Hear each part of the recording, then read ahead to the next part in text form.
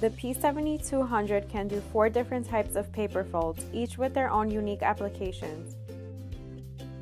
The first step is inserting paper into the rear paper feed. Next, set up the fold type by lining up the paper stops on both the front and back fold tables to the desired fold type icon.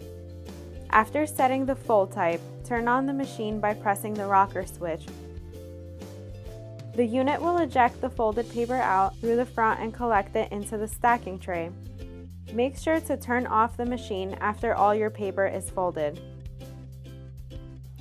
Say goodbye to hours of manual paper folding by adding the Martin Yale P7200 to your cart today.